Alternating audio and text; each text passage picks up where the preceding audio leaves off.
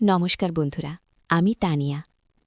আজ আমি আমার জীবনের এমন এক গোপন অধ্যায় আপনাদের সাথে শেয়ার করতে যাচ্ছি, যা আমি আমার নিজের ছায়ার থেকেও লুকিয়ে রেখেছি। এই গল্পটি কোনো কাল্পনিক গল্প নয়, এটি আমার জীবনেরই এক নিষিদ্ধ সত্য। আপনারা যারা আজ এই গল্পটি শুনছেন, তারা হয়তো আমাকে বিচার করবেন, কেউ বা ঘৃণা করবেন। কিন্তু বিশ্বাস করুন, পরিস্থিতির শিকার হলে মানুষের নীতি নৈতিকতা সবসময় ঠিক থাকে না। গল্পটি শুরু করার আগে অনুরোধ করব, আমাদের চ্যানেলটি সাবস্ক্রাইব করে বেল আইকনটি ক্লিক করে রাখুন, যেন আমার জীবনের পরবর্তী অংশটি আপনারা মিস না করেন। আমার বিয়ে হয়েছে আজ প্রায় 5 বছর। আমার বরের নাম রাশেদ। মধ্যবিত্ত পরিবার, 8-10টা সাধারণ মেয়ের মতোই আমার সংসার। রাশেদ মানুষ হিসেবে খারাপ না, কিন্তু ও ভীষণ রকমের কাজ পাগল। বিয়ের প্রথম 1 বছর আমাদের সম্পর্কটা খুব সুন্দর ছিল, কিন্তু তারপর থেকেই ও যেন কেমন বদলে যেতে লাগল। অফিসের কাজ, টার্গেট, প্রমোশন এসবের ভিড়ে আমি যে ওর স্ত্রী, একটা রক্তমাংসের মানুষ, সেটাও প্রায়ই ভুলে যেত। আমাদের সংসারের সদস্য বলতে আমরা দুজন আর আমার শাশুড়িমা। শাশুড়িমা বয়স্ক মানুষ, তিনি নিজের মতো পূজা অর্চনা আর টিভি সিরিয়াল নিয়েই থাকেন। আমার সারাটা দিন কাটে এক তীব্র একাকিত্বে।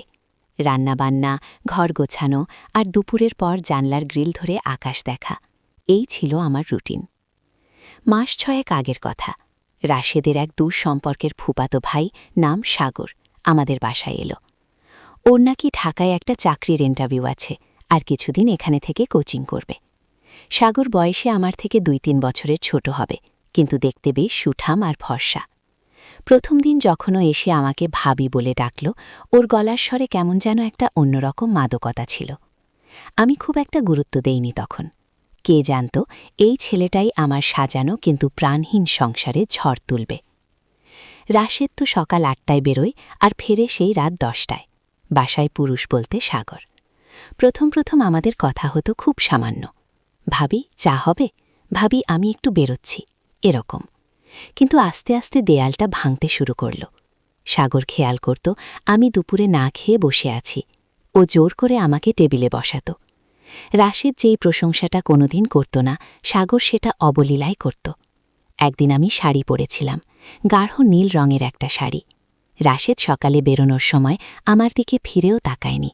দুপুরে সাগর কোচিং থেকে ফিরে আমাকে দেখে দরজার কাছে থমকে দাঁড়াল। আমি তখন টেবিলে খাবার বাড়ছিলাম। ও সোজা আমার চোখের দিকে তাকিয়ে বলল, ভাবি আজ তোমাকে মারাত্মক সুন্দর লাগছে। নীল রংটা যে কাউকে এভাবে মানাতে পারে আমার জানা ছিল না। ওর কথা শুনে আমার বুকের ভেতরটা ধক করে উঠল। কতদিন কেউ আমাকে নিয়ে এভাবে বলেনি।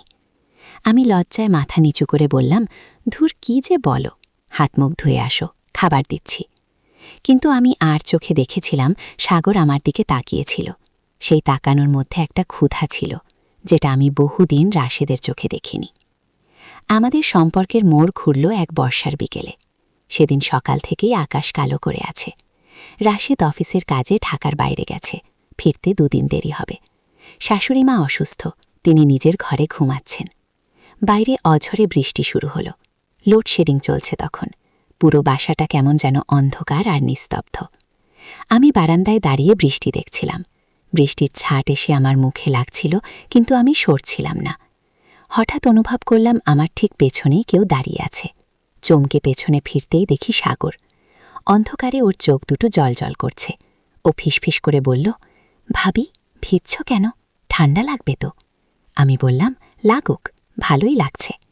সাগর আমার পাশে এসে দাঁড়াল। আমরা দুজন পাশাপাশি, মাঝখানে শুধু 1 বিঘত দূরত্ব। ওর শরীরের হালকা পারফিউমের গন্ধ আর বৃষ্টির সোঁদা গন্ধ মিলেমিশে একাকার হয়ে যাচ্ছিল। ও আলতো করে বলল, ভাইয়া তোমাকে বোঝে না তাই না ভাবি? আমি অবাক হয়ে ওর দিকে তাকালাম। আমার বুকের ভেতর জমে থাকা দীর্ঘশ্বাসটা যেন ও শুনতে পেয়েছে। আমি কোনো উত্তর দিতে পারলাম না, শুধু আমার চোখ ভিজে এলো। সাগর হঠাৎ আমার হাতটা ধরল। ওর হাতের স্পর্শে আমার শরীরে যেন বিদ্যুৎ চমকের মতো শিহরণ খেলে গেল। আমি হাতটা সরিয়ে নেওয়ার চেষ্টা করলাম, কিন্তু ও ছাড়ল না। উল্টো ও আমার হাতটা নিজের বুকের কাছে নিয়ে গিয়ে বলল, তোমার এই কষ্ট আমি আর দেখতে পারছি না তানিয়া। আমি জানি এটা ভুল, কিন্তু আমি নিজেকে আটকাতে পারছি না। ভাবি থেকে সোজা তানিয়া, এই নাম ধরে ডাকাটা আমার কাছে তখন অপরাধ মনে হবার কথা ছিল, কিন্তু বিশ্বাস করুন সেই মুহূর্তে আমার মনে হলো আমি তো এটাই শুনতে চেয়েছিলাম। আমি নিজের ওপর নিয়ন্ত্রণ হারিয়ে ফেলছিলাম। বাইরের বৃষ্টির শব্দের সাথে আমার হৃৎস্পন্দন পাল্লা দিয়ে বাড়ছিল। সাগর ধীরে ধীরে আমার আরও কাছে এগিয়ে এলো। ওর তপ্ত নিঃশ্বাস আমার কপালে এসে পড়ছিল। আমি কাঁপছিলাম। ও আলতো করে আমার কোমরে হাত রাখল। সেই স্পর্শে আমার শরীরের সমস্ত রক্ত যেন মাথায় উঠে গেল। আমি বাধা দিতে চাইলাম, মুখ দিয়ে অস্ফুট স্বরে বললাম, সাগর না, কেউ দেখে ফেলবে। কিন্তু ও শুনল না। ও আমাকে নিজের শরীরের সাথে আরও শক্ত করে চেপে ধরল। ওর পৌরুষদীপ্ত শরীরের উষ্ণতা আমার শরীরকে অবশ করে দিচ্ছিল। ও ফিসফিস করে বলল, কেউ দেখবে না, আজ শুধু তুমি আর আমি। এরপরও যখন আমার ঠোঁটের দিকে এগিয়ে এলো, আমি আর নিজেকে ধরে রাখতে পারলাম না। আমার এতদিনের জমে থাকা অভিমান, একাকিত্ব আর শরীরের তৃষ্ণা সব যেন বাঁধ ভেঙে গেল। আমি চোখ বন্ধ করে ওর বুকে নিজেকে সমর্পণ করলাম। সেই বিকেলে বৃষ্টির আড়ালে আমরা যে সম্পর্কে জড়ালাম তার কোনো সামাজিক নাম নেই। সমাজ একে বলবে পরকীয়া, বলবে পাপ, কিন্তু সেই মুহূর্তে আমার মনে হলো আমি নতুন করে বেঁচে আছি। এরপর থেকে সুযোগ পেলেই আমাদের এই লুকোচুরি চলতে থাকল। রাশেদ বাসায় থাকলে আমরা ইশারায় কথা বলতাম। ডাইনিং টেবিলে খাওয়ার সময় টেবিলের নিচে সাগরের পা যখন আমার পায়ে লাগত, আমার সারা শরীরে কাঁটা দিয়ে উঠত। একদিন রাশেদ ড্রয়িং রুমে টিভি দেখছিল, আমি কিচেনে রান্না করছিলাম। সাগর পানি খাওয়ার নাম করে কিচেনে এলো।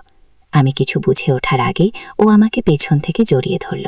আমার ঘাড়ের কাছে মুখ গুজে দিয়ে পাগলের মতো আদর করতে লাগল। আমার ভয় করছিল যদি রাশেদ চলে আসে, কিন্তু সেই ভয়ের মধ্যেই এক অদ্ভুত উত্তেজনা কাজ করছিল। আমি জানি না এই সম্পর্ক কোথায় গিয়ে থামবে। আমি কি রাশেদকে ঠকাচ্ছি, নাকি রাশেদ আমাকে ঠকিয়েছে তার অবহেলা দিয়ে? এখন আমি প্রতিদিন আয়নার সামনে দাঁড়াই আর নিজেকে প্রশ্ন করি, এই যে সাগরের সাথে আমার সম্পর্ক, এটা কি শুধুই শরীরের টান নাকি মনের? সাগর কি আমাকে আসলেই ভালোবাসে, নাকি আমিও ওর কাছে একটা নিষিদ্ধ খেলার পুতুল? শ্বশুরের শাসন আর সমাজের ভয়ে আমি চুপ করে থাকি, কিন্তু আমার মনের ভেতর প্রতিনিয়ত ঝড় চলছে। আগামী পর্বে আপনাদের বলবো সেদিন রাতে কি ঘটেছিল, যেদিন শাশুড়ি মা আমাদের প্রায় ধরে ফেলেছিলেন।